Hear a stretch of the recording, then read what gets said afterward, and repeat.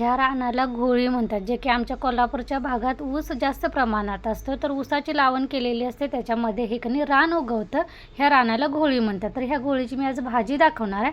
ही निवडायची कशी ते पहिला दाखवते. ह्याची पानं घ्यायची, बी अजिबात घ्यायचं नाही, फक्त कोळी पानं घ्यायची.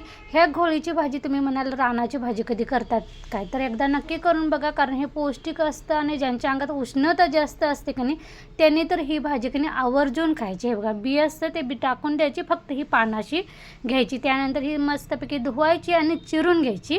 त्यानंतर कढईमध्ये तेल टाकायचं, कांदा भरपूर प्रमाणात टाकायचा आणि कांदा थोडासा असा तांबूस कलर आला की त्यामध्ये हळद, मीठ आणि लाल तिखट टाकायचं. हे तुमच्या आवडीनुसार चवीनुसार कमी जास्त केलं तरी चालतं.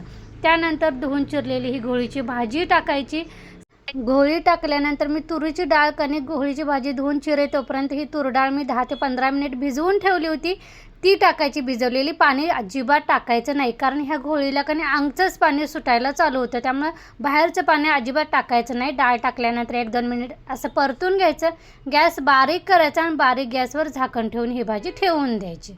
1-2-3 मिनिट ठेवल्यानंतर मी तुम्हाला दाखवते. हे बघा, असं पाणी सुटायला चालू होतं. आता सुरुवात झालेली आहे, अजून पाणी सुटताना अंगच्या पाण्यातच कणी भाजी शिजवून घ्यायची असते. मी तुम्हाला दाखवण्यासाठी झाकण काढलं होतं. परत झाकण ठेवूया. गॅस आपला बारीकच आहे, एवढं लक्षात ठेवायचं. आणि त्यानंतर परत झाकण ठेवून ही भाजी त्या सुटलेल्या पाणी कणी अंगचं पाणी जे आटतोपर्यंत कणी ही भाजी गॅसवर ठेवून द्यायची. हे बघा, मस्तपैकी पाणी आटलेलं आहे. त्यानंतर आपली भाजी पण तयार झालेली आहे, कारण ही कोवळी पानं होती, त्यामुळे पटकन 10 ते 15 मिनिटात ही भाजी तयार होते. पण जितकी पटकन तयार होते कणी तितकीच पौष्टिक पण ही भाजी आहे. ही भाजी मात्र तुम्ही कणी भाकरीसोबतच खाऊ शकता, कारण चपातीसोबत ही भाजी चांगली लागत नाही. तर ही बघा, आपली भाजी तयार आहे. मस्तपैकी अशी चमचमीत घोळीची भाजी एकदा नक्की करून बघा आणि तुम्हाला चवीला कशी वाटते तेही मला कमेंटमध्ये नक्की सांगा.